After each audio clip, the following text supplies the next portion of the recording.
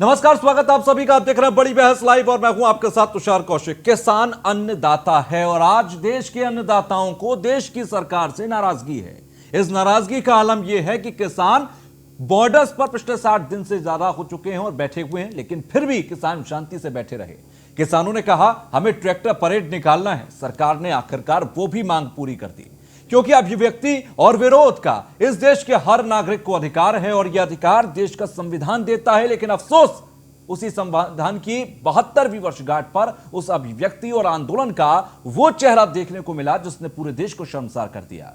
देश के लाल किले की आत्मा को ठेस पहुंचाई गई। कौन थे वो लोग? क्योंकि ये किसान तो नहीं हो सकते, क्योंकि किसान तो खेत में हल चलाता है जिससे देश का पेट भरता है। कभी हथियार तो किसान उठाता नहीं थे। फिर ये लोग कौन थे? क्या किसानों के भेष में छिपे हुए कुछ ओछी राजनीति के मौका परस्त षड्यंत्रकारी थे? तारीफ के काबिल हैं कुछ किसान और मजदूर संगठन जिन्होंने आज ये हिम्मत दिखाई कि वो इस आंदोलन में उन मौका परस्त लोगों को आईना दिखाकर खुद को आंदोलन से अलग कर पाए और खुद मीडिया से आकर कहा कि कल जो हुआ वो हमारे बीच के ही लोगों की गलती थी। मजदूर संगठन और भानु गुट आंदोलन से अलग हो चुका है। इस डिबेट में आज एक और खुलासा हम करेंगे, और वो कौन सियासतदान थे जो उस वक्त वहां लाल किले पर मौजूद थे जब वहां लाल किले की आत्मा को चोट पहुंचाई जा रही थी। एक रिपोर्ट देखिए, पहचानिए उन गुनाहगारों को, फिर आकर उस सियासतदान की तस्वीर के साथ हम खुलासा करेंगे और पूछेंगे सवाल कि आखिर क्यों इस देश के किसानों को छला गया, क्यों आखिर भीतर घात किया गया।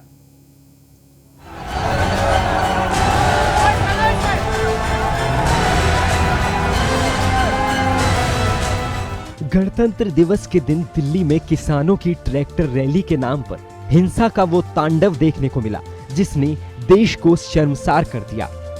लाल किले में उपद्रवियों के हंगामे की वो तस्वीर सामने आई जिसका किसी को भी अंदाजा नहीं था।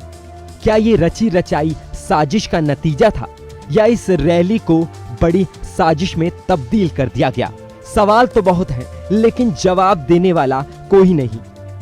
इसलिए खुद दिल्ली पुलिस निकली है इन सवालों का जवाब ढूंढने और पूछने कि आखिर दिल्ली में हुए बवाल का असली जिम्मेदार कौन है। दिल्ली में हुए बवाल को लेकर दिल्ली पुलिस लगातार एक्शन में नजर आ रही है। पुलिस हर उस उपद्रवी की तलाश में जुटी है जिसने दिल्ली को दहलाने की साजिश रची थी। हर उस जगह जाकर सबूत इकट्ठा करने की कोशिश में जुटी है जहां प्रदर्शनकारी किसानों ने अराजकता फैलाने का गंदा खेल खेला था। हालांकि पुलिस ने अब तक 200 प्रदर्शनकारियों को हिरासत में ले लिया है जिन पर हिंसा फैलाने, सार्वजनिक जगह पर नुकसान पहुंचाने और पुलिस कर्मियों पर हमला करने के संगीन आरोप हैं। पुलिस ने मामले में अब तक 22 एफआईआर दर्ज कर ली है। दिल्ली को दहलाने की साजिश में वैसे तो कई नाम सामने आ रहे हैं, लेकिन जिन नामों पर चर्चाएं तेज हो गई हैं, उनमें से एक नाम है दीप सिद्धू का, जिस पर किसानों को भड़काने और उन्हें आउटर रिंग रोड से लाल किले की तरफ ले जाने की बात सामने आई है। वहीं दूसरा नाम लखा सिदाना का है, जिस पर आईटीओ में किसानों और पुलिस के बीच हुई हिंसक झड़प के आरोप लगे हैं। जब रेड फोर्ट की तरफ गए तो एक सिंबॉलिकली अपना रोष, अपना प्रोटेस्ट, अपना विरोध दर्ज करवाने के लिए जो नए कृषि कानून बने हैं उसको दर्ज करवाने के लिए हमने वहां निशान साहब भी लगाया, हमने किसान झंडा भी हमारा लगाया। ट्रैक्टर परेड के नाम पर देश की राजधानी को दहलाने के पीछे एक और ऐसा नाम सामने आया है जिसका आपको अंदाजा भी नहीं होगा। किसानों के मसीहा कहे जाने वाले भारतीय किसान यूनियन के नेता राकेश टिकैत का, जिनका वीडियो खुद चीख चीख कर कह रहा है कि दिल्ली में होने वाली हिंसा की तैयारी आखिर कैसे करनी है। सरकार मान नहीं रही, ज्यादा कैडी पड़ रही सरकार। अपना ले आइयो झंडा झुंडा भी लगाना, लाठी गोती भी साथ रखियो अपनी झंडा लगाने के लिए। समझ जाइयो सारी बात, ठीक है। झंडा लगागा, तिरंगा भी झंडा वैसा भी लगा लियो उस पर। और आ जाओ, बस अब बहुत बोल लिया, अब आ जाओ जमीन बचाने के लिए। आ जाओ, अपनी जमीन नहीं बच रही। देश की राजधानी में आंदोलन के नाम पर इस तरह की तस्वीरें देखने को मिलेंगी, किसी ने सोचा नहीं था। और खुद किसान नेता उनको जलती आग में ढकेलकर अपनी राजनीतिक रोटियां सेकेंगे, इस बात का भी किसानों को अंदाजा नहीं था। लेकिन फिर भी सवाल वही है कि आखिर इस हिंसा के पीछे का जिम्मेदार कौन है। तो इस रिपोर्ट में आपने देखा कि वो तमाम गुनहगार जिनकी वजह से आज दिल्ली की हालत हुई, जिनकी वजह से शांतिपूर्ण तरीके से चल रहा किसानों का आंदोलन तमाम सवालों में घिर चुका है। इन तस्वीरों को आप पहले देखिए। जिन सियासतदानों का हम जिक्र कर रहे थे, ये वो सियासतदान हैं जो कि राष्ट्रीय लोक दल से ताल्लुक रखते हैं। किसानों की आड़ में राष्ट्रीय लोक दल ने भी अपनी खूब राजनीति चमकाई। इस तस्वीर में आप जो देख रहे हैं, ये जयंत चौधरी के चहेते हैं, आरएलडी के पूर्व विधायक हैं, वीरपाल राठी इनका नाम है। अब ये लाल किले पर तस्वीर आप देखिए, पीछे निशान साहिब फहर रहा है, यानी कि वो लाल किले की जो घटना थी, जो कल घटी, जो लाल किले की आत्मा को ठेस पहुंची, उसी दौरान की यह तस्वीर है जब वीरपाल राठी सामने मौजूद थे। जिन सियासतदानों का कल से जिक्र हो रहा है, जिन तमाम अराजक तत्वों का जिक्र हो रहा है, तो फिर क्यों ना वीरपाल राठी को भी अराजक तत्वों में गिना जाए।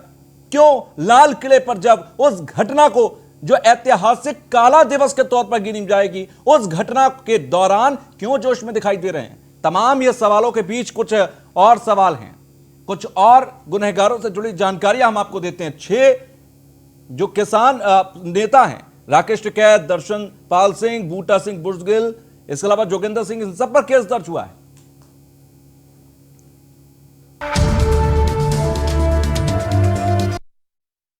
कल की घटना को लेकर कांग्रेस का किया गया ट्वीट बहुत ही निंदनीय, शर्मसार करने वाला, और जिस तरह से पाकिस्तान की मीडिया स्क्रिप्ट लिख रही है और इनका ट्वीट कि लाल किला फतेह हुआ, यही पाकिस्तान की मीडिया कर रही है कल लाल किला फतेह हुआ। तो वहां की जो फंडिंग है पाकिस्तान की और इनका जो मिशन है, वो दोनों मिशन एक तरफ के रास्ते पर क्यों जाते दिखाई दे रहे हैं, इसका जवाब कांग्रेस को, देश की जनता को देना होगा। भारत तेरे टुकड़े होंगे गैंग और देश विरोधी शक्तियों के साथ में आपका नारा क्यों जुड़ता दिख रहा है, ये देश की जनता जानना चाहती है। कांग्रेस समाजवादी पार्टी के आदरणीय राष्ट्रीय अध्यक्ष जी ने एक बात स्पष्ट कर दी है देश के किसानों के आंदोलन को लेकर के, कि जिस तरीके से बीजेपी सरकार लगातार किसानों की उपेक्षा कर रही है, उनको अपमानित कर रही है, उनको आरोपित कर रही थी, इसी कारण जो किसानों का रोष था वो आक्रोश में बदल गया। अगर इसके लिए कोई जिम्मेदार है तो भारतीय जनता पार्टी जिम्मेदार है, उसकी सरकार जिम्मेदार है। और जिन लोगों का चेहरा सामने आ रहा है, उन लोगों की फोटो किसके साथ है? जिन्होंने कल देश को शर्मसार करने की घटना की है, किसानों के आंदोलन को कमजोर करने की घटना की है, वो देश के प्रधानमंत्री जी के साथ उनकी फोटो है, देश के गृह मंत्री जी के साथ फोटो है। अगर सच में सरकार जांच करा ले तो फंडिंग से लेकर ये प्रायोजित कार्यक्रम जो घटना हुई है वो भारतीय जनता पार्टी की सरकार ने कराई है, आरएसएस ने कराई है। किसानों का आंदोलन खत्म करना चाहते हो, चंद उद्योगपतियों को देश की खेती बेच देना चाहते हो, तो ये एक दूसरी तरीके की लड़ाई चल गई अब देश में। जैसे अंग्रेजों के खिलाफ देश खड़ा हो गया था, वैसे ही धीरे धीरे किसानों के साथ भाजपाइयों के खिलाफ देश खड़ा हो रहा है। तो किसानों को ठगा किसने? किसानों के शांतिपूर्ण उस पूरे आंदोलन की पूरी लय को बिगाड़ा किसने? लाल किले की आत्मा को ठेस पहुंचाई किसने? ये कुछ ऐसे सवाल हैं जो उन गुनहगारों के पास तक पहुंचने चाहिए, गुनहगारों को पकड़ कर लाना चाहिए और ये बताना चाहिए कि आखिर गुनहगार कौन थे, देश के आगे बेनकाब होने चाहिए। ऐसे में हमारे साथ इसी पर बात करने के लिए, आज डिबेट शुरू करने के लिए हमारे साथ अजय वीर जी हैं, आरएलडी से प्रवक्ता हैं। अजय वीर चौधरी, आपका बहुत बहुत स्वागत। अनिल मिश्रा जी, वरिष्ठ पत्रकार, हमारे बीच हैं, बहुत बहुत स्वागत आपका। शशांक जी एमएलसी हैं, सपा से हैं, सपा का पक्ष रखेंगे, बहुत बहुत स्वागत। इसके अलावा कांग्रेस, बीजेपी और तमाम दूसरे दलों से भी एक एक कर हमसे सभी लोग जुड़ेंगे, उनसे भी बातचीत करेंगे। सबसे पहले अजय वीर, मैं आपके पास आ रहा हूं। एक तस्वीर अभी हमने दिखाई, जरा उस पर आप स्पष्टीकरण दीजिए। ये राठी साहब वहां पर क्या कर रहे थे जब लाल किले की आत्मा को ठेस पहुंचाई जा रही थी? मुझे तो नहीं लगता कि आरएलडी उससे कोई ताल्लुक रखती होगी या फिर विचारधारा मैच करती होगी। तुषार जी देखिए, राष्ट्रीय लोकदल पार्टी कभी किसी हिंसा में विश्वास नहीं रखती। देश का किसान 65 दिनों से शांतिपूर्ण ढंग से आंदोलन कर रहा था। कल के ट्रैक्टर मार्च होना था, पुलिस से रूट बना था, और जो रूट वो अखबारों में भी निकला है, हमने भी पढ़ा है, जो गाजीपुर वाला रूट था वो अक्षरधाम से यू टर्न लेकर आनंद विहार होते हुए, अप्सरा बॉर्डर होते हुए, गाजियाबाद होते हुए फिर वापस गाजीपुर आना था। तो कुछ ना कुछ तो ये कारण रहा है कि पुलिस भी उन ट्रैक्टर वालों को, किसानों को उस रूट से जाने से रोकने लगी। आपने पहले तो अक्षरधाम का रूट दे दिया, उसके बाद में आपने वो रूट बंद कर दिया और बोले नहीं आपको गाजीपुर से जाना है। हमें लगता है कि जो किसानों का ये आंदोलन शांतिपूर्ण ढंग से चल रहा था, एक साजिश के तहत, एक साजिश के तहत इसमें अराजक तत्वों का जमावड़ा हो रहा है। आपसे सवाल था सर, और नहीं यही तो मेरा सवाल है ना, मेरे सवाल का तो जवाब दीजिए। आपके राठी साहब वहां पर क्या कर रहे थे? और लाल किले पर जब वो निशान साहिब फहराया गया, एक धार्मिक झंडा फहराया गया, उस वक्त वो वहां जोश में आप तस्वीर देखी, मैं कहूंगा अपनी टीम से एक बार फिर से उस तस्वीर को मैंने वो तस्वीर क्या आप कर रहे हैं? तो सार जी मैंने वो तस्वीर देखी है। वहां उस समय लाल किले पर 10,000 लोग थे जिनकी तस्वीरें आ रही हैं। वो भी थे जो आपकी पार्टी से ताल्लुक रखते हैं। लेकिन वीरपाल राठी जी हमारी पार्टी के नेता होने के साथ साथ एक किसान भी हैं, वो किसान के नाते वहां पर गए हैं। लेकिन वीरपाल राठी जी का आप कोई ऐसा एक दिखा दीजिए कि वो लाल किले में अंदर घुसे हो, लाल किले पर उन्होंने झंडा फहराया हो। उस वक्त वहां मौजूद थे या नहीं थे? जिन लोगों ने उस समय, तो वो हमें बता रहा हूँ 10 और आप उस तस्वीर को देखकर मुझे जरा डिफाइन कर दीजिए, एलैबोरेट कर दीजिए कि उस तस्वीर से, वो निशान साहिब फहरने से, धार्मिक झंडा फहरने से उनको जरा सा भी दुख हुआ? नहीं, दुख हमारी पार्टी जोश में कंडेम करती है, कर रहे हैं इस चीज को। हमारी पार्टी इसको कंडेम करती है। राष्ट्रीय ध्वज लाल किले पर फहरना चाहिए। लाल किला हमारे लिए सर्वोच्च पर है, लाल किला हमारी अस्मिता का निशान है। लाल किले पर किसी भी तरह का समझौता हमारी पार्टी नहीं मानती है। लेकिन हमारे जो आप बता रहे हैं कि हमारे नेता कुछ वहां किसान वहां थे, तो किसान वहां 20,000 किसान उस समय था। आप ये बताइए, मेरी नजर में हर वो किसान उस वक्त दोषी था। किसान था, अराजक तत्व था, सियासतदान था, हर वो दोषी था जो उस वक्त लाल किले पर एक धार्मिक झंडा फहर रहा था, तिरंगे का अपमान हो रहा था, और वो वहां खड़ा था और विरोध नहीं कर रहा। तुषार जी, हमारी पार्टी का आज भी ये मानना है कि वहां पर जांच होनी चाहिए, जो दोषी हैं वो जेल में होने चाहिए। तो आप कार्रवाई करेंगे फिर राठी साहब पर? बिल्कुल, पार्टी में ये बात रखी जाएगी। राष्ट्रीय नेतृत्व हमारा उनसे जवाब मांगेगा। ठीक है, शशांक साहब के पास पहले जाता हूं। शशांक साहब, जरा सपा का स्टैंड क्लियर कीजिए। एक तो ये राठी साहब की तस्वीर जो आपने अभी देखी होगी, दूसरा आप ये मुझे बताइए कि गुनाहगार समाजवादी पार्टी की नजर में कौन है कल के इन तमाम दंगों का? नहीं, इस पर तो जब अभी आप प्रोग्राम शुरू कर रहे थे तो पार्टी का स्टैंड साजन साहब का आपने अभी वीडियो पे दिखाया ही था। और मैं तो यह दूसरी चीज कहना चाहता हूं कि आंदोलन जब भी होगा, आप ये बताइए, क्योंकि तथ्यों पर, चूंकि ना तो मैं वहां मौजूद था, केवल जो मीडिया के जरिए, आप लोग के जरिए जो चीजें आ रही है उन्हीं से हम लोग एनालिसिस करते हैं। 2 लाख से ज्यादा किसान में से अगर 1,90,000 शांतिपूर्वक हैं और 10,000 लाल किले पे पहुंच रहे हैं, एक भी दुकान नहीं लूटी जा रही है, एक भी रेडी वाला लूटा नहीं जा रहा है, कोई पब्लिक से कहीं कोई मिसहैंडलिंग नहीं हो रही है, और लाल किले पे लोग पहुंच रहे हैं, तो ये प्रशासन रोक सकता था। 80,000 की पुलिस है, दिल्ली पुलिस वहां पे, और 10,000 लोग वहां पे पहुंच रहे हैं। जो रूट जहां पे ट्रैक्टर की रैली निकली है, वहां पर किसी किस्म की कोई वायलेंस अभी तक रिपोर्टेड नहीं है। सर, तभी तो ये कहा गया था दिल्ली पुलिस की तरफ से, हम आपको एक तय रूट देते हैं, दिल्ली के बाहर आप चक्कर लगा लीजिए, गणतंत्र दिवस का दिन है, हमें सिक्योरिटी बहुत टाइट रखनी होती है, उस दिन सेंट्रल दिल्ली के अंदर हम सिक्योरिटी नहीं दे पाएंगे, कहा था ना ये। क्यों बचे सेंट्रल दिल्ली में तमाम? आपकी बात से 100% एग्री कर रहे हैं हम कि दिल्ली पुलिस का सर्कुलर था। लेकिन मैं आपसे ये कह रहा हूं कि 1,90,000 लोग शांतिपूर्वक निपट जाते हैं, कहीं पर कोई दंगा नहीं होता है। 10,000 लोग, जो भी एक नांगलोई की खबर आती है, एक आईटीओ क्रॉसिंग की खबर आती है, वही भीड़ चल के पहुंचती है लाल किले पर। इसका मतलब एक सेक्शन ऑफ प्रोटेस्टर्स था जो आइडेंटिफाई था, जिसको पुलिस चाहती तो रोक सकती थी।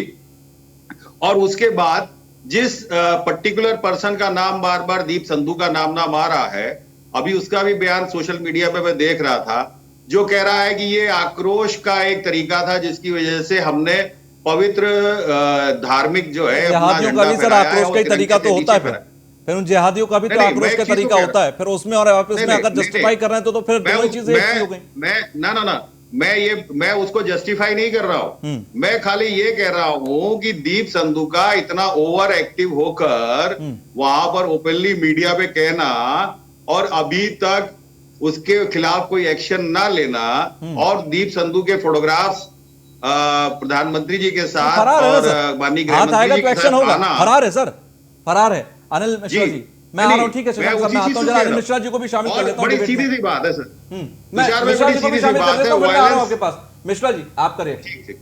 नहीं, देखिए, जो भी कल दृश्य देखने को मिला बहुत ही दुर्भाग्यपूर्ण था और हमें क्या, किसी को भी नहीं उम्मीद थी। मैं समझता हूं ना कोई किसान इस चीज को पसंद कर रहा होगा, ना सरकार, ना पक्ष विपक्ष, कोई नहीं पसंद कर रहा होगा। और इस कृत्य की जितनी भी निंदा की जाए वो शायद कम होगा, क्योंकि एक घटना होना दुर्भाग्यपूर्ण वो अलग होता है, देश की आन बान शान से इस तरह खिलवाड़ करना निश्चित रूप से ये एक ऐतिहासिक घटना हो गई जिसको एक बुरे नजर से देखा जाएगा, कोई अच्छी उसमें नहीं देखा जाएगा। तो इसके लिए जिसने भी किया, जैसे भी किया, वो दोषी है। लेकिन हाँ, ये कहा जाए कि पूरी जिम्मेदारी किसानों पर डाल दिया जाए या पूरी जिम्मेदारी विपक्ष पर डाल दिया जाए, तो शायद मैं इससे सहमत नहीं हूं कि जिस ढंग से कल 26 जनवरी के दिन जिस ढंग से दिल्ली को एक सिक्योरिटी दी जाती है, और उससे बड़ी बात कि 2 दिन पहले से जो पुलिस या जो सरकार इन किसान आंदोलन को लेकर तरह तरह की शंकाएं व्यक्त कर रहा था और सुप्रीम कोर्ट में खड़े होकर कह रहा था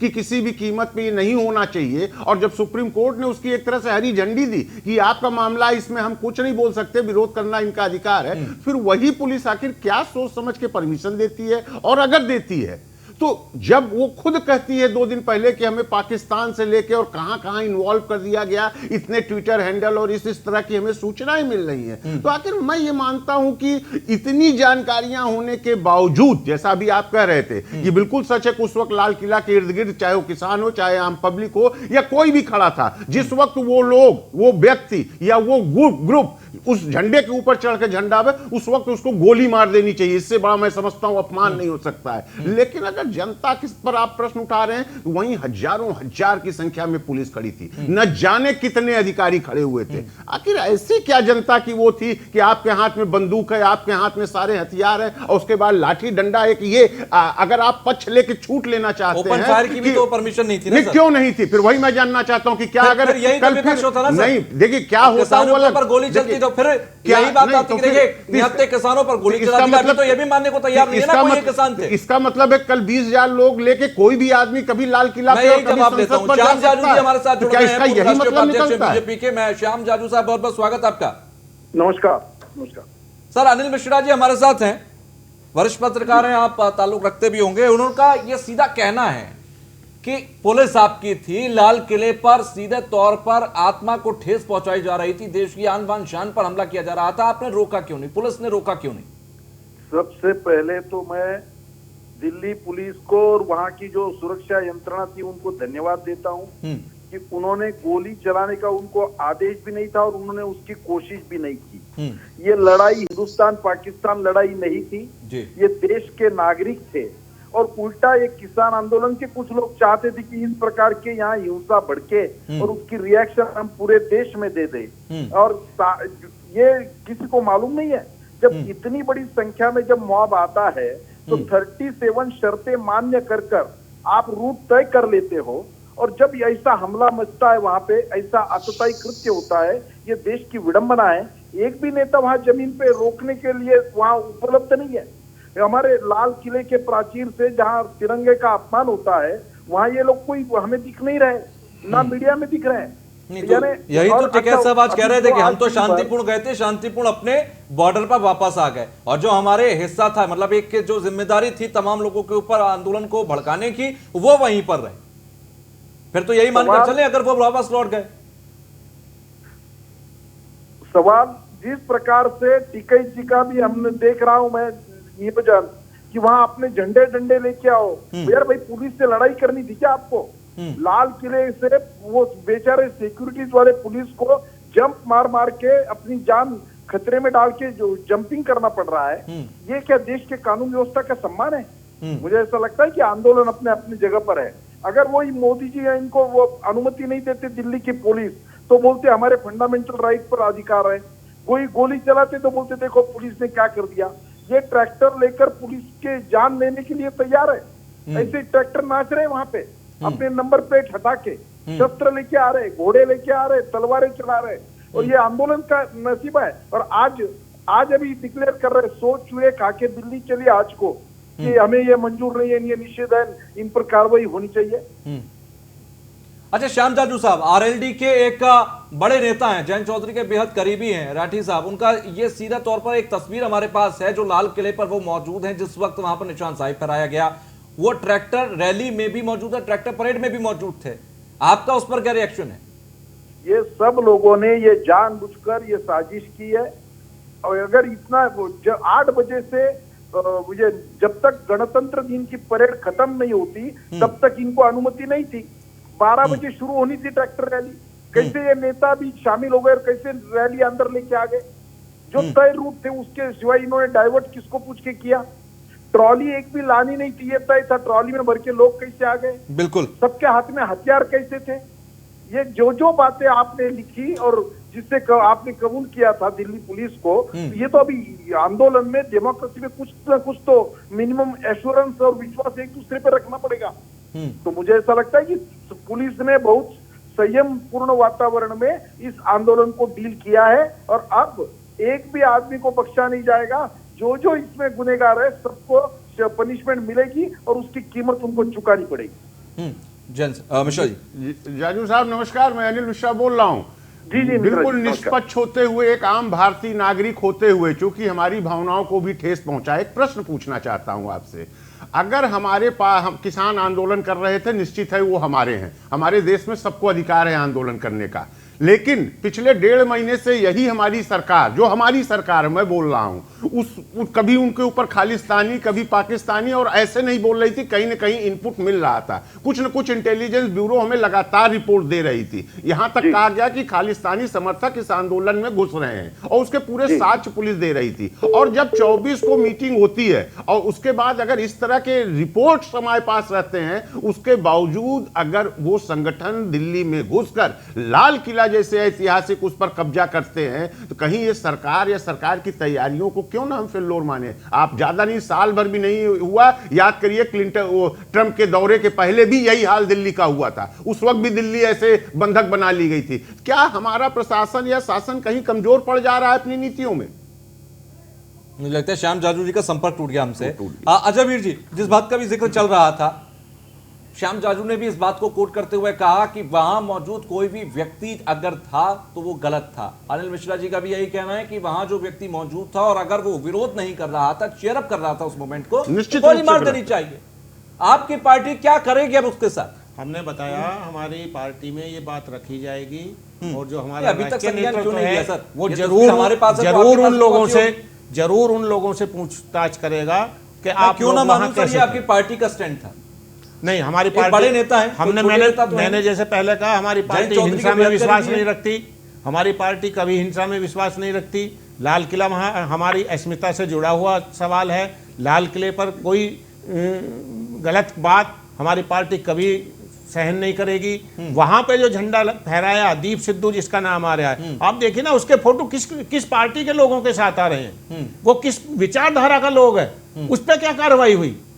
जो 30 घंटे हो गए कल से झंडा फहराए हुए, लखा सदाना पर और दीप सिद्धू पर क्या कार्रवाई की हमारी इस पुलिस ने? दोनों फरार है ना सर, लगातार उनकी तलाश चल रही है, हाथ लगेंगे उन पर कार्रवाई होगी। राकेश टिकैत पर एफआईआर दर्ज हो चुकी है क्योंकि झंडा और डंडा मंगा रहे थे वो। तो मैं कहता हूं कि जैसे हमने भी टीवी में सारी फुटेज देखी है, क्या पुलिस के पास वो फुटेज नहीं है?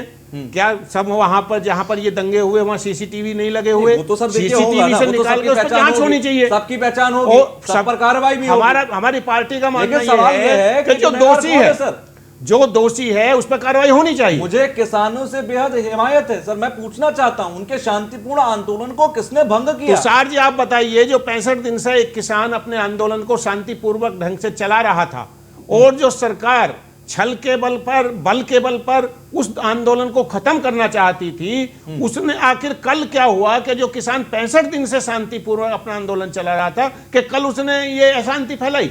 उसमें जरूर सरकार के इशारे पर कुछ लोग उसमें घुसे हैं और उन्होंने ये कार्रवाई की। तस्वीरें तो आपने भी देखी होंगी, अक्षरधाम के आगे की तस्वीर थी जहां से सराय कालेखान और विकास मार्ग के लिए रास्ता कटता है, बैरिकेड लगा हुआ था, क्यों ट्रैक्टर से उड़ा दिए गए वो बैरिकेड? राकेश टिकैत जी वहां लगे हुए थे, वो रोक रहे थे उन्हें, पुलिस ने पहले वो रूट दिया, उसके बाद में वो रूट पुलिस ने कोई दिया। रूट नहीं दिया सर, पुलिस ने कोई रूट नहीं दिया, पुलिस ने नहीं कहा कि आप तुषार जी, जाइए। मेरे पास परसों का अखबार रखा हुआ है, अखबार में रूट लिखा हुआ है वो, और अक्षरधाम से यू टर्न होना था। अक्षरधाम वाला कोई रूट वहाँ नहीं था। ये विडंबना है इस नेताओं की भी, जिनको अपना फॉलोइंग क्या करने जा रहा है और आंदोलन किसके कारण ये बदनाम हो जाएगा, इसका भी फोरकास्टिंग नहीं है, ये मैं नहीं मानता। जानबूझकर उन्होंने ये सब काम किया है, इतनी शर्तें लिख दी, हाँ को हाँ बोल दिया, और 2 दिन से बोले आज जो बातें आ रही है, 2 दिन से वहां अंदर भी फूट हो रही थी, ये करना चाहिए या नहीं करना चाहिए, और जो करना चाहिए वाले सब लोगों ने इस प्रकार का वो काम किया है, और आज हमें बोल रहे कि किसके साथ फोटो है। अरे किसी के भी साथ फोटो रहने दो, श्याम जाजू जी, जाएगा श्याम जाजू जी, छोड़ा नहीं जाएगा। दीप सिद्धू ने गणतंत्र दिवस की पूर्व संध्या पर वहां भड़काऊ भाषण दिया, आपकी इंटेलिजेंस क्या कर रही थी? सवाल जब पूरे देश में ये मैसेज था कि और वो सिंधु बॉर्डर से लाल किले तक आ गए, कहीं कोई रोक टोक नहीं हुई। कमिश्नर और इतने बड़े अधिकारियों के लेवल लाल किले पर उसको नेता बैठते हैं, कोई कमिटमेंट करते हैं और उसको फॉलो करने का मन बनाते हैं, तो स्वाभाविक रूप से पुलिस ने भी ध्यान दिया। अब अच्छा श्याम जाजू जी, करेंगे श्याम जाजू जी, एक शुरुआती तौर पर कुछ तो रिपोर्ट्स आप तक आई होंगी, कुछ तो रिपोर्ट्स आपने भी परखी होंगी, कौन लोग थे, किन ने भड़काया? देखिए किसान के हाथ में तो हल होता है, किसान को तो हम दोष दे नहीं सकते, लेकिन वो चंद जो लोग मुट्ठी भर थे या ज्यादा थे, जितने भी थे जो इस तरह की हरकत कर रहे थे, वो लोग कौन थे? वो आरएलडी से थे, वो कांग्रेस से थे, वो सपा से थे, वो सीपीआई से थे, कहां से थे वो लोग? उसमें इनको फंडिंग कहां से हो रही है, इनमें कैसे खालिस्तानी लोग अंदर जा रहे हैं, ये सब बातें आईबी ने भी कोर्ट के ध्यान में लाई थी। तो मुझे ऐसा लगता है कि ये कोई वहां के बैठे हुए किसान नेता को मालूम नहीं होगा, और वो केवल आंख मीच के सब चल रहे थे, झंडे लाओ, डंडे लाओ, घोड़े लाओ, तलवारें लाओ, हथियार लाओ और आंदोलन चलाओ। ये कौन सी लोकतंत्र का आंदोलन का तरीका है? इसमें इंटेंशन साफ है उनकी। लेकिन सवाल तो ये उठ रहा है ना हमारे पास कि इंटेलिजेंस था, इनपुट था, सरकार जाती तो रोक सकती थी, दिल्ली पुलिस ने रास्ता दे दिया, इन तमाम बातों का वजूद क्या है? फिर सरकार ने रोकने की पूरी कोशिश की है, पुलिस ने रोकने की पूरी कोशिश की है, पर जब देश की जनता के खिलाफ जब पुलिस को यंत्रणा चलानी है तो स्वाभाविक रूप से उन्होंने गोली नहीं चलाई, आंसू गोले के माध्यम से उन्होंने कोशिश की, पर जब पुलिस की यंत्रणा ही असहाय वहां महसूस कर रही है, उन पर डंडे चल रहे हैं, बेचारे 130 पुलिसकर्मी जब एडमिट होते हैं, तो इसका क्या मतलब है? यानी कानून अपने हाथ में लेके हम करें सो कायदा, इस प्रकार का काम चलेगा देश में? ठीक है, हमारी चर्चा, हमारी डिबेट आज इसी पर है कि किसानों का गुनाहगार आखिर कौन? किसने किसानों के शांतिपूर्ण माहौल को, उस शांतिपूर्ण पूरे ट्रैक्टर परेड को एक ऐसे हिंसा की आग में तब्दील कर दिया जिससे सवाल ही सवाल खड़े हो गए। हमारे साथ आमिर हैदर जैदी भी जुड़ गए हैं सीपीआई से, हमारे साथ शशांक साहब भी लगातार जुड़े हुए हैं, हमारे साथ आरएलडी से अजय जी भी हैं, वरिष्ठ पत्रकार अनिल मिश्रा भी हैं और चेतन सिंह जी भी हमारे साथ था जुड़ गए हैं। मैं आ रहा हूं आपके पास जैदी साहब, मेरा सवाल यह है कि लगातार यह आरोप है कि जो तमाम अराजक तत्व हैं, वो अराजक तत्वों ने किसानों के बीच जाकर और उस पूरे माहौल को हिंसात्मक कर दिया। अब वो अराजक तत्व जो हैं बीजेपी की सरकार की भाषा में या दिल्ली पुलिस की भाषा में तमाम विपक्षी दल हैं, और जो गैर दक्षिणपंथी, गैर सरकार के खिलाफ जो भावनाएं रखते हैं वो तमाम लोग हैं। अब आपका इस पर रिएक्शन दीजिए जरा। देखिए, एक चीज आपको बताएं, जिन्होंने लाल किले के ऊपर जाके धार्मिक झंडा फहराया और जिन्होंने हिंसा किया, पुलिस के ऊपर अटैक किया, वो किसानों के हमदर्द नहीं, किसानों के दुश्मन थे। और वो 65 दिन की या 2 महीने की जो किसानों की मेहनत है, उसे 2 घंटे के अंदर बर्बाद करने वाले लोग हैं। ऐसे लोग किसानों के हमदर्द तो हो नहीं सकते। अब मसला ये है कि सरकार चाहती क्या थी? जो सरकार चाहती थी वो हो गया।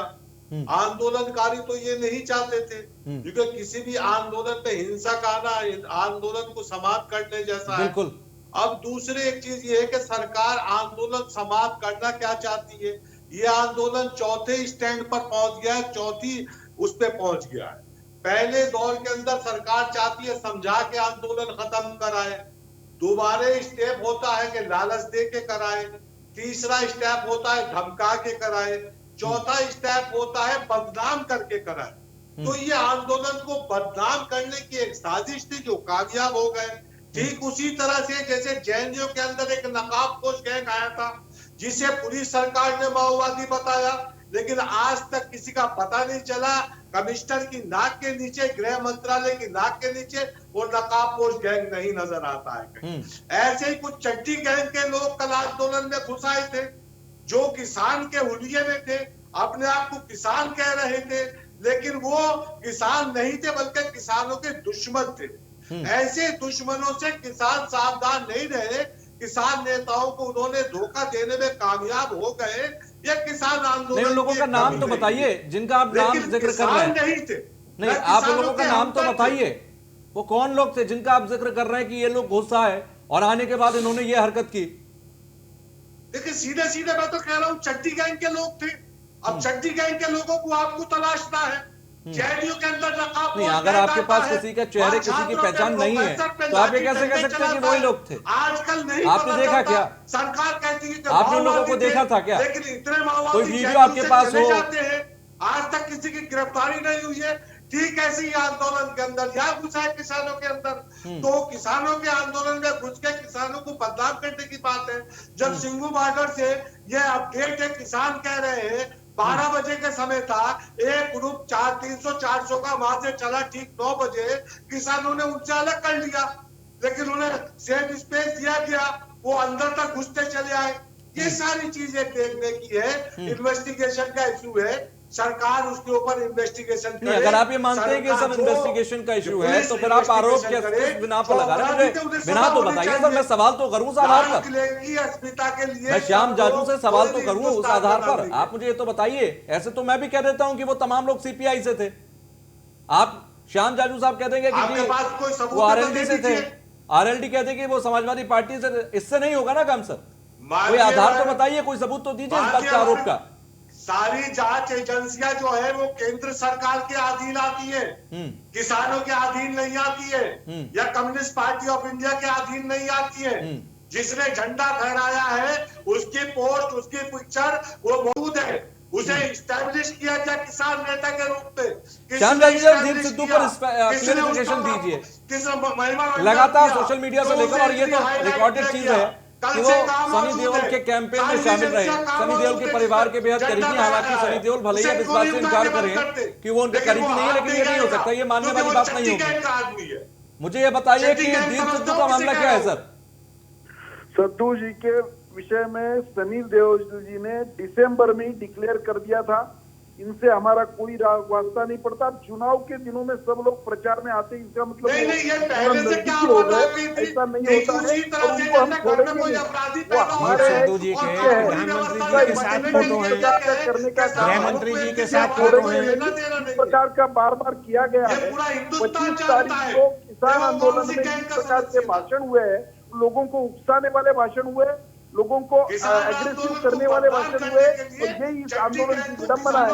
उन नेताओं ने इन सबको उकसा के छोड़ दिया, जान माल का नुकसान ना हो, इसलिए पुलिस ने बहुत संयम की भूमिका, संयम बरतने की कोशिश की। और पूरे आज जो देख रहे हैं हम, 350 एडमिट है, तो इसके बड़ा और कौन सा सबूत चाहिए कि पुलिस ने कितनी जिम्मेवार भूमिका इसमें निभाई है।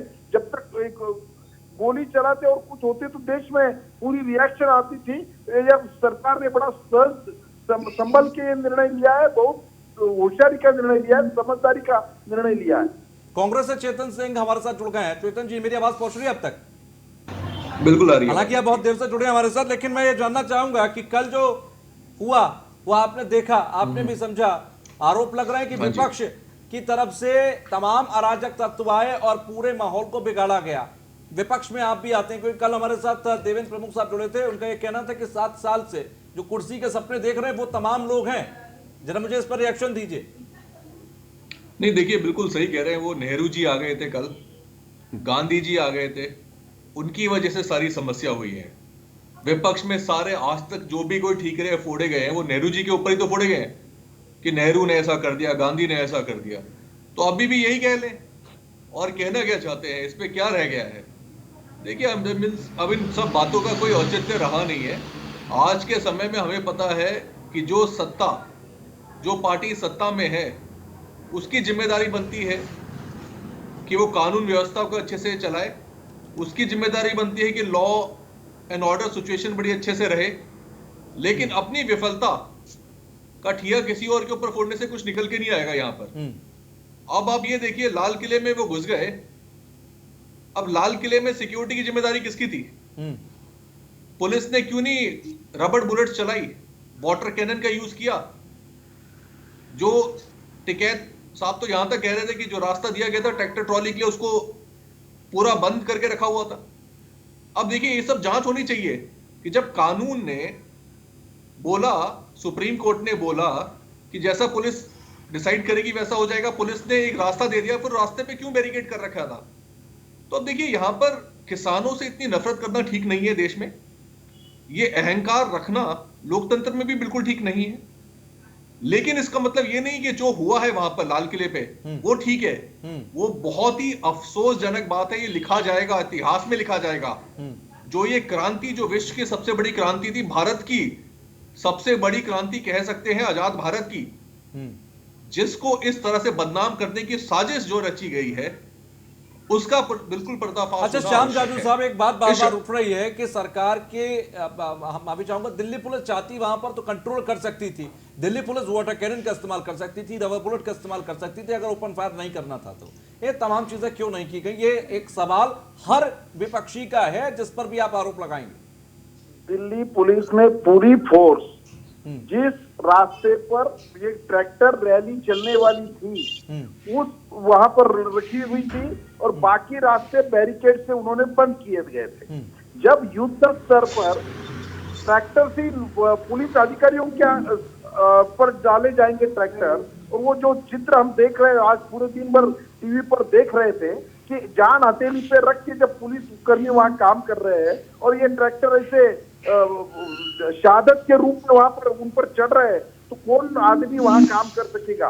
पुलिस ने बहुत संयमता से काम किया और उनको गोली चलाने का आदेश नहीं था, क्योंकि यह आंदोलन जिस प्रकार से केंद्र सरकार ने 15 बार उनको मौका दिया बोलने का, फिर बोलते रहे और जब तक आपकी इच्छा है बोलते रहेंगे। पर यह आंदोलन को ये इस प्रकार से सुबह 6 बजे से वहां से निकालना और इस प्रकार का एग्रेसिव भूमिका में लोगों को उद्युक्त करके लोगों को शहर में लाना, इसमें भी आंदोलनकर्ताओं की साजिश है और जो भी गुनहगार है उनको अभी शासन होने वाला है। मैं जादी साहब आपके पास आऊंगा। शशांक साहब काफी देर से सुन रहे हैं, उनका भी मौका शशांक साहब जरा आप रिएक्शन दीजिए इस बात पे, फिर जादी साहब मैं आपके पास आ रहा हूँ। मुझसे पूछ रहे हैं आप तुषार भाई? हाँ शशांक जी, मैं आपसे पूछ रहा हूँ। तुषार भाई, मेरा ये कहना है कि मेरे ख्याल में बहस हमारी इस बात पर हो रही है कि आंदोलन में जो हिंसा हुई है उसको कोई, मैं किस रूप में ले रहा हूं, भाजपा के साथी किस रूप में ले रहे हैं, कांग्रेस के साथी किस रूप में ले रहे हैं, मैं समझता हूं शायद आपकी बहस का शायद यही मुद्दा है। और हमारे पास जो इतिहास है देश का, चौरी चौरा कांड, भारत छोड़ो आंदोलन हुआ, राम जन्मभूमि आंदोलन हुआ, चौरी चौरा कांड में गांधी जी ने आंदोलन को वापस लिया था जब वहां पुलिसकर्मी मारे गए थे। भारत छोड़ो आंदोलन में जब जनता उतरी है सड़क पे, कांग्रेस के नेता सब जेल में थे, तब लिद्गो ने कहा था, कमेटी बनी थी और कहा था साहब हम अहिंसा के प्रेमी हैं। ब्रिटिश गवर्नमेंट कह रही थी कि हम अहिंसा के प्रेमी हैं, लेकिन गांधी जी ने उस वक्त मना कर दिया था। कहा था कि ये जनता की लड़ाई सत्ता से है और जनता की जो हिंसा है वो सरकार की हिंसा से हमेशा कम रहेगी, इसलिए मैं जनता को हिंसक नहीं मानता। राम जन्मभूमि का जो आंदोलन हुआ या आरक्षण का जो आंदोलन हुआ वो दो वर्गों का आंदोलन था, लेकिन ये जो आंदोलन है ये आंदोलन विशिष्ट रूप से किसान सरकार से लड़ रहे हैं जिनको शक हो रहा है कि कारपोरेट की मदद की जा रही है। और मेरा यही मानना है कि 2 लाख से ज्यादा की भीड़ में अगर 10,000 लोग प्रॉब्लम क्रिएट कर रहे हैं, तो हमें 1,90,000 लोगों की जो शांति प्रियता है, ठीक है, उसको तारीफ करनी मैं आ रहा हूं, चाहिए। जरी साहब कुछ कहना करने वाले लोग जरी हैं, साहब उनके खिलाफ कार्रवाई होनी चाहिए। ठीक है जरी साहब,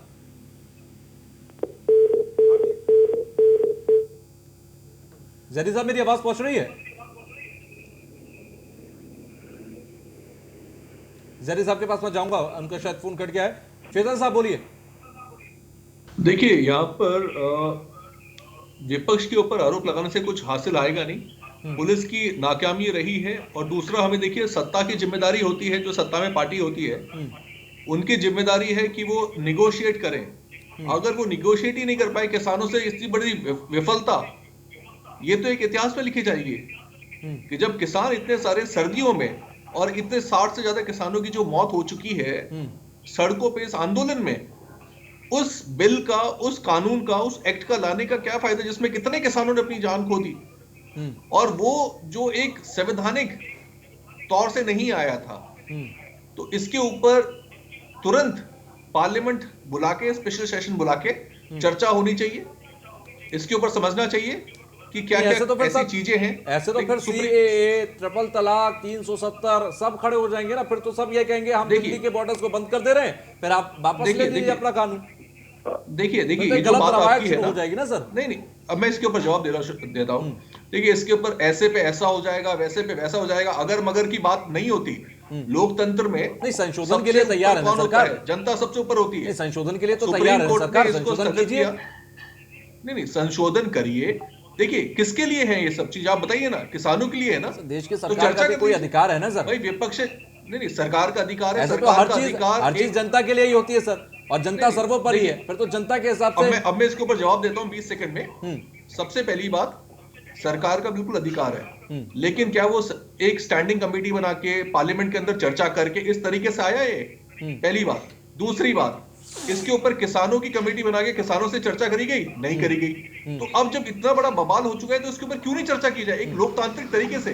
भाई एक देखो, दो तरीके होते हैं। देखिए ना, सुप्रीम कोर्ट कमेटी बनाता है, उस पर भी तो यकीन नहीं करता ना कोई। हाँ, तो देखिए, सुप्रीम कोर्ट पर यकीन नहीं करता, ऐसा कोई नहीं मिलेगा आपको व्यक्ति जो सुप्रीम कोर्ट में यकीन ना करे। सुप्रीम कोर्ट पे सबके सब यकीन करते हैं। सुप्रीम कोर्ट ने जब ये सारी सिचुएशन को देखते हुए तो जब इस सरकार से गुजारिश करी और सरकार को बोला कि उनको क्या करना चाहिए।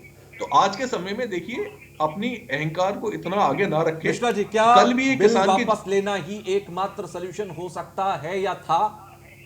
नहीं, देखिए, बिल वापस मत दीजिए, संसद में चर्चा तो कर लीजिए। एकमात्र सलूशन नहीं था। यहाँ मैं सरकार की असफलता मानता हूँ कि जब 2-3 महीने पहले किसानों ने जब इसका बिल का विरोध करना शुरू किया था, अगर सरकार वहीं पर पहले ही कदम बढ़ा देती, किसानों से मिल बैठ के बात कर लेती, तो पंजाब या हरियाणा या अपने अपने स्टेट में आंदोलन थमा रहता, यहाँ तक ना आता और शायद खत्म हो जाता। अगर सरकार उतने पे भी नहीं जागी, और जब किसान अंततः मूव कर गए और वो दिल्ली के बॉर्डर में घुसने के लिए ऐलान करके आने लगे, वहां भी सरकार असफल रही। उनसे वार्ता करने की जगह, उनसे बातचीत या सलूशन निकालने की जगह, जिस ढंग से, जैसा पूरी जानकारी हम लोग भी जाके देखे कि सड़कें खुदवाई जा रही, एक्सप्रेसवे और वाटर कैनन और ये सब, तो मतलब कहीं ना कहीं आप आग में, चिंगारी में आप हवा या घी डाल रहे थे। उसके बाद पिछले 60-65 दिनों से अगर किसान बैठे हुए हैं, आप वार्ता कर रहे हैं निश्चित रूप से, लेकिन मैं बहुत साफ शब्दों में कहता हूं, जो 11वीं वार्ता के तहत आकर अगर किसान ये कहती है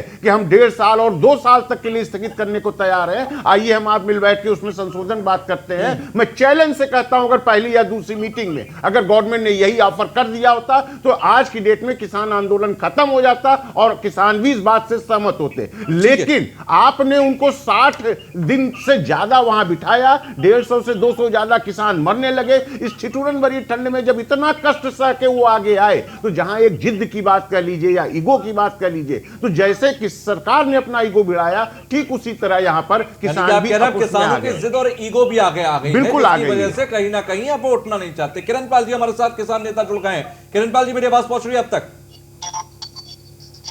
जी, बहुत आ रही है। आज जिस तरह से वीएम सिंह साहब, जिस तरह से भानुगुट अलग हुआ, किसानों की एकता खंडित हो गई क्या कल की हिंसा के बाद? ऐसा नहीं है। हम बताओ, भारत किसान भाजपा राष्ट्रीय वरिष्ठ